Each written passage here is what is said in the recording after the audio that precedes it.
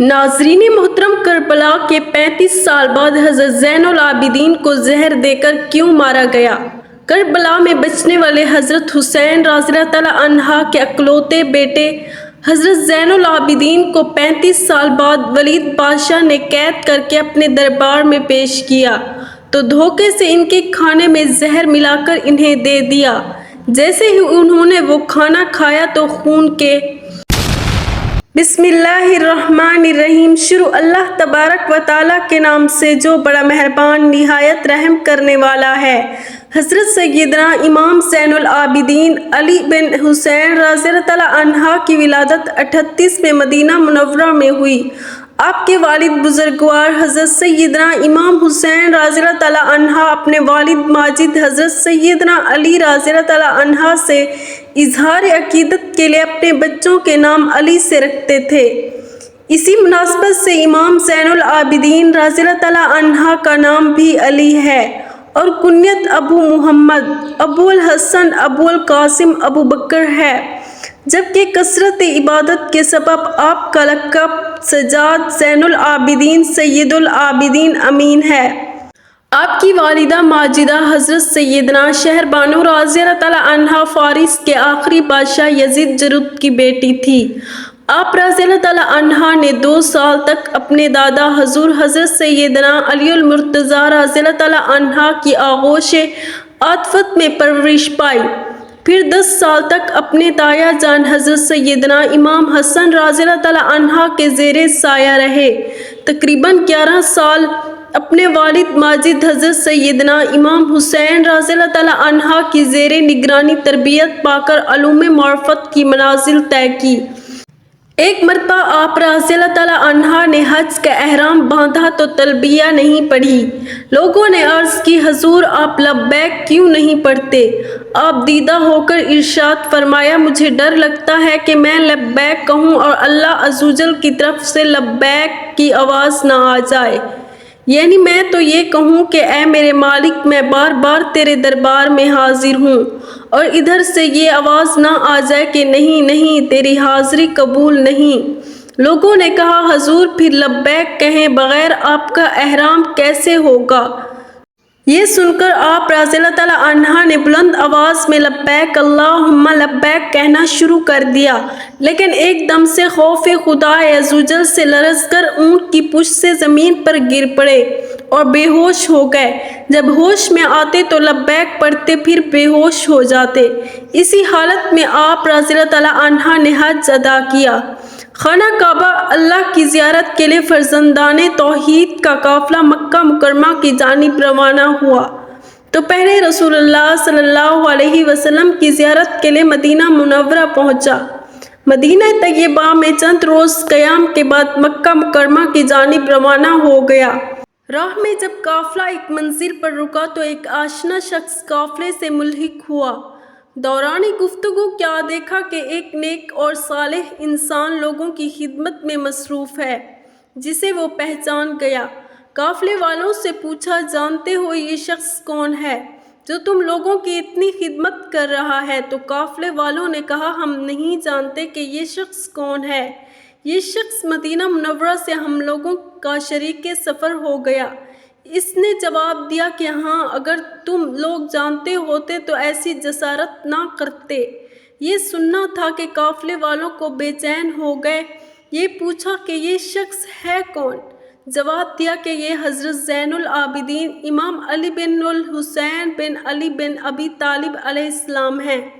یہ سننا تھا کہ سب لوگ گھبرا کر امام زین العابدین کی خدمت میں پہنچے اور گلہ کرتے ہوئے عرض کیا کہ آپ نے یہ کیا کیا؟ کہیں خدا نخواستہ ہم سے کوئی گستاخی ہو جاتی اور ہم گناہ کبیرہ کے مرتکب ہو جاتے۔ تو امام سجاد علیہ السلام نے فرمایا، چونکہ تم لوگ مجھے نہیں پہچانتے تھے، لہٰذا میں عمدہ تمہارے قافلے میں شریک ہوا، کیونکہ جو لوگ مجھے پہچانتے ہیں وہ رسول اللہ صلی اللہ علیہ وسلم سے نسبت کے سبب ہمیں کوئی کام نہیں کرنے دیتے، جبکہ میں چاہتا ہوں کہ اپنے رفقائے سفر کی خدمت کروں۔ حضرت امام محمد باقر علیہ السلام سے روایت ہے کہ آپ رضی اللہ تعالیٰ عنہ کے والد ماجد حضرت امام زین العابدین علیہ السلام زیارت خانہ کعبہ کے لیے مکہ معظمہ تشریف لے گئے۔ وہاں ایک عام گھرانے سے تعلق رکھنے والی مومنہ خاتون سے رشتہ بھیجا۔ اس مومنہ سے شادی بھی کر لی۔ جب اس شادی کی خبر آپ کے ایک ساتھی کو ہوئی تو اسے بہت تعجب ہوا اور اس نے جستجو کی کہ آخر یہ خاتون ہے کون، جو پتہ چلے کہ وہ خاتون ایسے گھرانے سے تعلق رکھتی ہے جس کے پاس نہ دولت ہے، نہ ہی شہرت، نہ ہی کوئی سماجی حیثیت۔ لہٰذا وہ امام علیہ السلام کی خدمت میں حاضر ہوا اور عرض کیا کہ فرزند رسول اللہ صلی اللہ علیہ وسلم، آپ نے کیا کیا؟ کیونکہ ایک ایسے گھرانے میں شادی کی جن کے پاس نہ دولت ہے نہ ہی شہرت۔ لوگ بھی آپ کے اس اقدام سے حیرت زدہ ہیں۔ امام سجاد علیہ السلام نے فرمایا، مجھے گمان تھا کہ تم نیک خیالات اور نیک سیرت انسان ہو۔ خداوند عالم نے ایسے پست افکار اور معیار کو باطل قرار دیا ہے، ایسی تنقید اور افکار و نظریات کی مذمت کی ہے۔ کربلا کے دلخراش سانحہ کے بعد جناب مختار رضوان نے قیام کیا تاکہ امام حسین علیہ السلام کے قاتلوں کو واصل جہنم کر سکے۔ ان کے لشکر کے کمانڈر جناب ابراہیم بن مالک اشتر نے عبید اللہ بن زیاد ملعون کو گرفتار کر کے قتل کیا۔ اس ملعون کا سر جناب مختار کی خدمت میں بھیج دیا، جسے جناب مختار نے مدینہ منورہ میں امام زین العابدین علیہ السلام اور جناب محمد رضوان کے پاس بھیج دیا۔ امام زین العابدین علیہ السلام دسترخوان پر تشریف فرما رہے تھے کہ عبید اللہ بن زیاد ملعون کا سر آپ کی خدمت میں پیش کیا گیا، جسے دیکھتے ہی امام سجاد علیہ السلام نے فرمایا، جب ہمیں اسیر کر کے اس ملعون عبید اللہ بن زیاد کے دربار میں حاضر کیا گیا تو اس وقت یہ اپنے ساتھیوں کے ساتھ دسترخوان پر بیٹھا تھا اور میرے بابا کا سر مبارک اس کے سامنے تھا۔ میں نے اسی وقت دعا کی تھی کہ خدایا مجھے دنیا سے جانے سے پہلے اس ملعون کا کٹا سر دکھا دینا۔ خدا کا شکر کہ اس نے میری دعا کو قبول کر لیا۔ اس کے بعد ملعون کے سر کو وہاں سے دور کر دیا اور اپنے سر کو سجدہ معبود میں رکھ دیا اور فرمایا، حمد ہے اس خدا کی جس نے میری دعا کو قبول کیا اور ہمارے خون ناحق کا دشمن سے بدلہ لیا۔ نیز فرمایا، خداوند عالم مختار کو بہترین انعام اور جزائے خیر عطا فرمائے۔ کربلا کے 35 سال بعد حضرت زین العابدین کو زہر دے کر کیوں مارا گیا؟ حضرت زین العابدین کے جنہیں امام سجاد بھی کہا جاتا ہے، وہ 10 محرم 61 ہجری میں کربلا کے میدان میں موجود تھے، لیکن بہت زیادہ بیمار ہونے کی وجہ سے وہ اس جنگ میں حصہ نہ لے سکے۔ جب یزید کی فوج نے سبھی اہل بیت کو شہید کر دیا تو ابن زیاد کی نظر حضرت زین العابدین پر پڑی تو اس نے حکم دیا کہ اس لڑکے کی بھی گردن کاٹ کر اسے نیزے پر لٹکا دیا جائے۔ یہ سن کر شمر آگے بڑھا اور اس نے حضرت زین العابدین کو شہید کرنا چاہا، لیکن اسی وقت حضرت زینب آ کر اپنے اس بھتیجے پر لیٹ گئی اور اسے روتے ہوئے کہنے لگی کہ اے ظالموں، تم نبی کے گھر والوں کا کتنا خون بہاؤ گے؟ کیا ابھی تک تمہاری پیاس نہیں بجھی ہے؟ شمر نے بہت کوشش کی لیکن حضرت زینب نے اپنے اس بھتیجے کو شہید نہ ہونے دیا۔ آخر مجبور ہو کر ابن زیاد نے شمر کو روک لیا اور پھر سبھی کو لے کر پیدل ہی کوفہ شہر گیا۔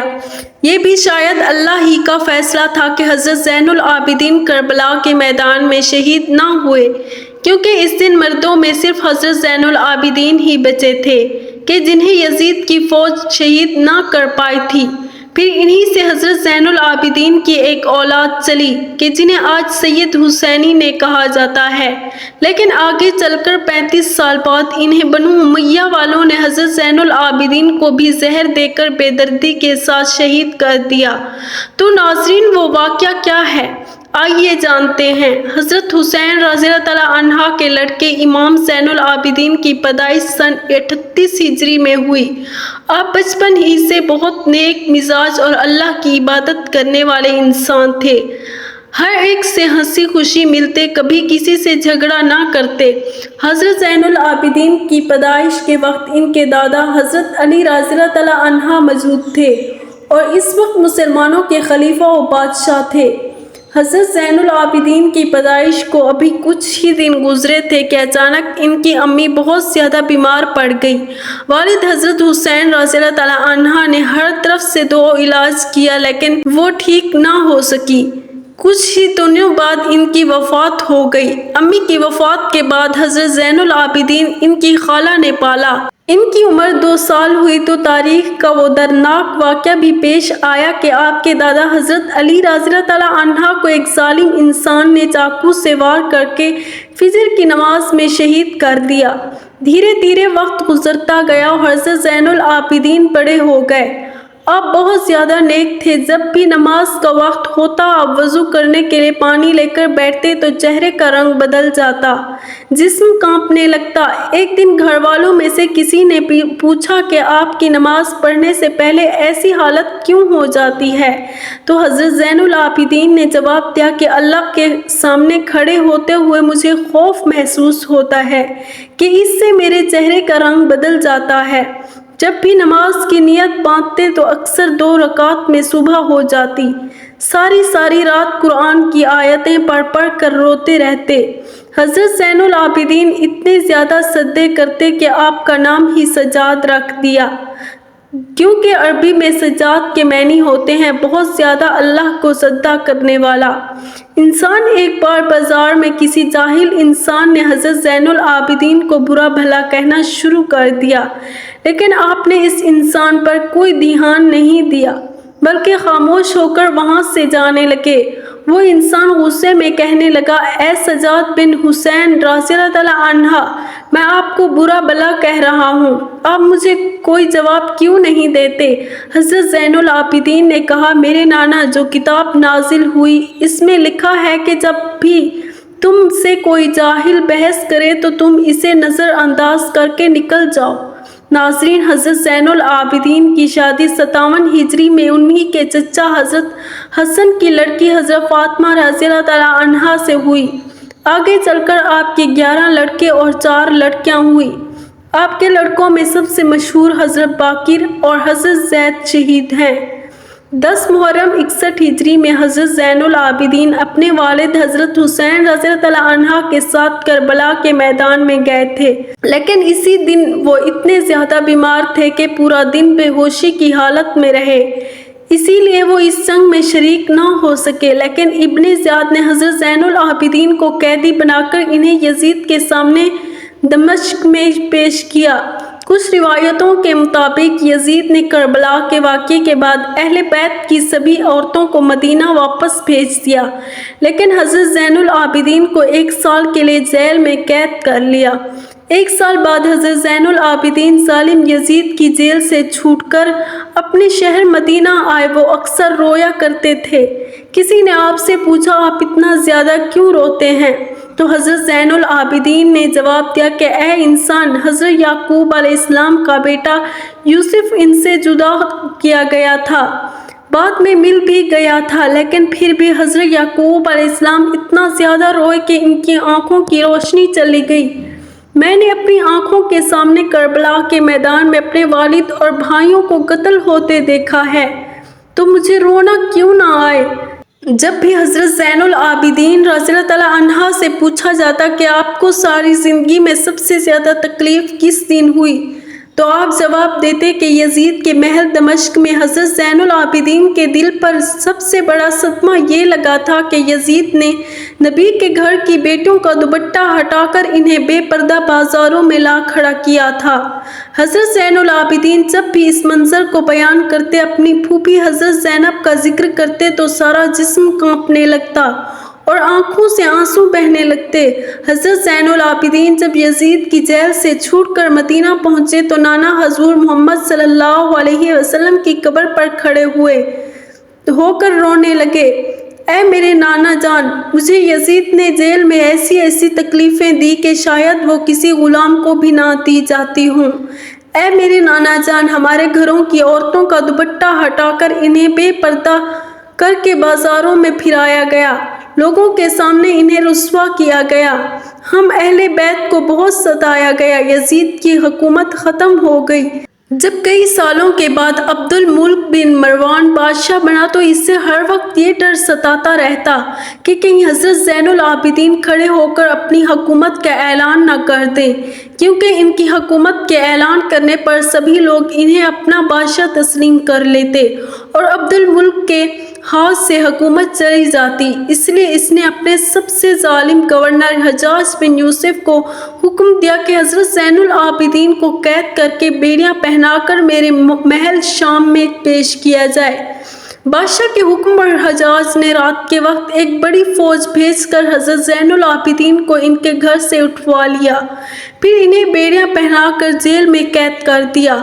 لیکن انہی دنوں کسی نے بادشاہ عبد الملک کو سمجھایا کہ آپ یہ گناہ نہ کریں، کیونکہ آج تک بنو امیہ کے جن بادشاہوں نے اہل بیت کے لوگوں کو ستایا، ان کی حکومت کا خاتمہ بہت جلد ہو گیا۔ حضرت زین العابدین کو حکومت پر کوئی تعلق نہیں، وہ تو بس ہر وقت نماز اور روزے میں لگے رہتے ہیں، انہیں عبادت کے علاوہ کسی سے سروکار نہیں، اس لیے انہیں ان کی حالت پر چھوڑ دو۔ کچھ بڑے لوگوں نے سمجھانے پر عبد الملک کو بھی یہ بات سمجھ میں آئی کہ اس نے فوراً حجاج بن یوسف کے پاس ایک خط لکھ کر پیغام بھیجا کہ حضرت زین العابدین کو رہا کر دو، انہیں عزت کے ساتھ ان کے گھر پہنچا دو، کیونکہ ہمیں ان سے کوئی خطرہ نہیں ہے۔ اس کے بعد عبد الملک کے زمانے میں حضرت زین العابدین کو کسی طرح کی بھی تکلیف نہ دی گئی، لیکن جب عبد الملک کی موت ہوئی پھر ان کا لڑکا ولید حکومت کا بادشاہ بنا تو اس نے سب سے پہلے کام یہ کیا کہ حضرت زین العابدین کو زہر دے کر شہید کروا دیا، کیونکہ اسے ڈر تھا کہ کہیں حضرت زین العابدین اٹھ کر اپنی حکومت کا اعلان نہ کر دیں۔ کربلا کے واقعے کے پورے 35 سال بعد 25 محرم سن 95 ہجری میں حضرت حسین رضی اللہ عنہ کے اس لڑکے حضرت زین العابدین کو بھی زہر دے کر شہید کر دیا گیا۔ ان کی تجہیز و تکفین انہی کے لڑکے حضرت باقر نے فرمائی۔ حضرت زین العابدین کی قبر جنت البقیع میں حضرت فاطمہ رضی اللہ عنہا کی قبر کے پاس ہی بنائی گئی۔ آپ کی وفات کے بعد آپ کا ایک خاص اونٹ آپ کی قبر کے پاس آ کر بیٹھ گیا اور برابر روتا رہا، یہاں تک کہ 3 دنوں بعد اس اونٹ کی بھی وفات ہو گئی۔ ناظرین محترم، اللہ تعالی ہمیں بھی ان نیک لوگوں کے نقش قدم پر چلنے کی توفیق عطا فرمائے اور ہمارا خاتمہ ایمان پر فرمائے۔ ناظرین، کمنٹ باکس میں اللہ تعالیٰ کے 99 ناموں میں سے ایک نام ضرور ٹائپ کریں۔